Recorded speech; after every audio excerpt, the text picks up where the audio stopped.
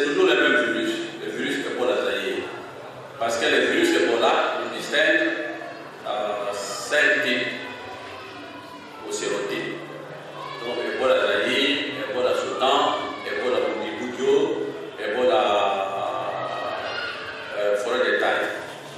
Ça, ce sont des sérotypes qui sont pathogènes de l'homme. Et Ebola Reston, c'est un sérotype qui n'est pas pathogène de l'homme. Donc, les 5 sérotypes, c'est les Zaïre qui prédominent, qui est le plus pathogène. Et c'est ce virus-là qui circule dans toute la public. Donc, même au sein de ces sérotypes, il y a quelques variants. Les variants, nous les détectons par les séquençages. Ce sont des techniques de laboratoire qui vont montrer une petite différence, n'est-ce pas, dans la structure génétique du virus. Et ce que nous avons fait à l'INAP dès le départ, c'est de dire, est-ce que l'épidémie de Goro, fin 2018, l'épidémie de Goro, est-ce que c'est la même épidémie qui a été transposée au nord Kivu et à l'Ituri? Et là, le laboratoire a montré que ce n'est pas le même virus, tout à fait le même virus. C'est le même virus Zaïre, mais au sein du Zaïre, il y a des variants. Donc ça, c'est un autre variant. Ce n'est pas le même. Alors, pourquoi est-ce que d'abord, c'est la première fois que l'Ituri et le Nord Kivu sont donc atteints? La population ne connaît pas cette maladie, les médecins ne connaissaient pas cette maladie, les corps médicaux, les infirmiers, tout ça, ne connaissaient pas cette maladie. Et la deuxième raison, c'est que, comme je vous ai dit, il n'y a pas un engagement communautaire. L'engagement communautaire pour apporter son soutien aux mesures, aux stratégies de lutte prônées par le ministère de la Santé. Et troisième raison, je pense que le plus grand, c'est l'insécurité de l'État qui fait que le corps médical ne sait pas aller suivre un contact, par exemple, qui est du côté de Maïman.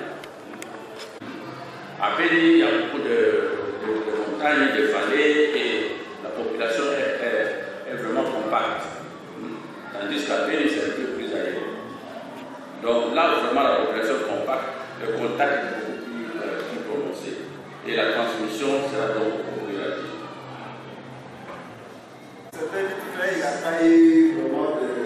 Je ne sais pas si le comportement. Non, on va comparer. Bon, l'Équateur, vous connaissez l'Équateur. Bon, je vous ai dit déjà la mentalité des gens de l'Équateur et la mentalité de Nord Kivu. Bon, nous allons bien répondre. Vous n'allez pas comparer avec la densité de la forêt de l'Équateur. Donc les contacts sont beaucoup plus grands. C'est une épidémie vraiment meurtrière. Est-ce que c'est un échec? Vous avez parlé des cas confirmés et des cas probables. Où il n'y a même plus de singes, ils ont tout bouffé. Et il n'y a pas ceci et cela. Donc pour nous, c'était une surprise. Parce que d'abord, quand la maladie a parlé du PIC, c'était en janvier 1995. Jusqu'à avril, on pensait que c'était la diarrhée avec sclérose et tout ça. On donnait des antibiotiques, ça ne marchait pas. On m'a appelé. Quand je suis arrivé, j'ai vu, après 3 jours, j'ai dit non, ça c'est pas la sclérose, cessez de donner les antibiotiques, ça c'est fait de maladie de l'État. Tout le monde a dit c'est pas possible. Nous avons prélevé les sanctions, on a envoyé aux États-Unis, la réponse est venue et c'était Ebola. Vous voyez? Donc, Ebola circule à Dubuque, ça va. Ebola circule à Moueka, au centre de Kassai, ça va. Ebola circule à Issiro, forêt, ça va. Ebola circule à Likati, Ebola circule à Bouélé, Ebola circule, etc. Alors, nous, on se disait, notre inquiétude, je disais, alors, le prochain, c'est qui? C'est tombé le Nord Kivu.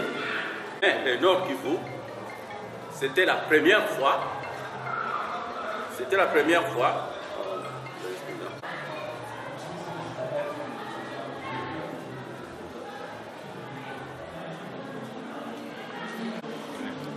Nous pensons donc amener pour notre pays la même stratégie. Le conflit armé,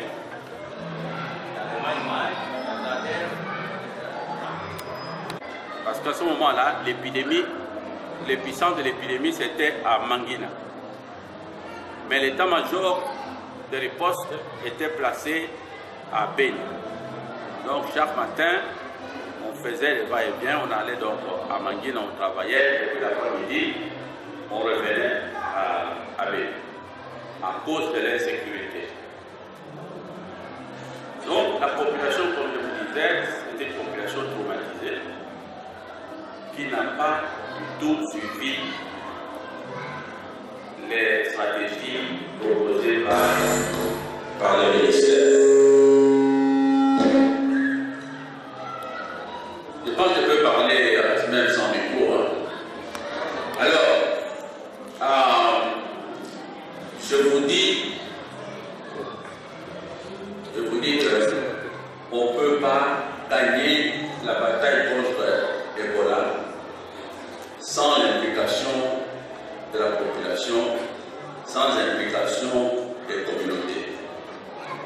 Ça, c'est vraiment le grand principe de la lutte contre Ebola. Ce qui fait que, malgré la mise en place d'une équipe très spécialisée et très diversifiée, donc ceux-là même qui avaient lutté contre Ebola du Coro sont venus à Beni. L'OMS a mis des moyens terribles. Je vous dis par exemple, à Beni, on avait loué plus de 700 véhicules. Donc de voitures, de jeeps, etc. Et la population était scandalisée par cette grande exposition des richesses, si vous voulez. Bref, pour la population, le virus Ebola, la maladie à virus Ebola, c'est une invention parce qu'on avait utilisé les armes, mais on n'est pas parvenu à éliminer, comme ils disent, à provoquer à éliminer le peuple nandais. Maintenant, on a inventé Ebola pour encore l'achever. Voilà. Alors, qu'est-ce que ça veut dire? Il y aura donc résistance de la population pour amener les malades dans les centres de traitement. En conséquence, les malades meurent à domicile et les enterrements se font comme si Ebola n'existait pas, avec les toilettes mortuaires, etc. Et les malades qui tombent, les personnes qui tombent malades dans les zones reculées vont aller de dispensaire en dispensaire. Donc, ils vont faire un jour dans tel centre de santé, 2 jours dans tel dispensaire, 3 jours dans tel petit hôpital, et enfin, quand ils arrivent à Beni-Mangina, c'est déjà dans un stade très avancé. Et entre-temps, en passant par les différentes structures, ils laissent aussi les virus là-dedans. Donc, l'épidémie devient, comme on peut le dire, incontrôlable. Utiliser que les techniques, les stratégies de santé publique simples. Mais dans cette épidémie, telle que la vaccination en ceinture, avec un vaccin, bien sûr, de l'Afrique de l'Ouest. C'est le vaccin RVSV. Ces vaccins, on les donne donc en ceinture. La stratégie, c'est la base. Vous avez des contacts autour, n'est-ce pas, de ces cas-là. Contact direct, la première ceinture. La deuxième ceinture, c'est vous allez faire la vaccination des contacts. De sorte que vous faites une ceinture autour de ces cas-là. Et nous avons introduit des nouvelles molécules qui sont la Régénéron et à l'EMAP 114. L'EMAP 114, c'est la molécule que nous avons introduite. Et grâce à cela, en tout cas, nous avons diminué le nombre de décès dans les centres de santé. Dans les centres de traitement, nous avons un centre de traitement à Butembo, nous avons un centre de traitement à Kakwa, en fait c'est la même ville, Butembo, zone de santé de Butembo et zone de santé de Kakwa, c'est la même ville. Nous avons le centre de traitement de Béni et nous avons le centre de traitement de Mangina. Bon, nous parlons beaucoup du Nord Kivu, mais nous avons aussi les mêmes structures, n'est-ce pas, dans les Touris, à Gounia et à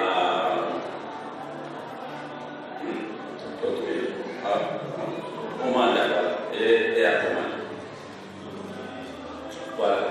Et donc, en plus de ces total,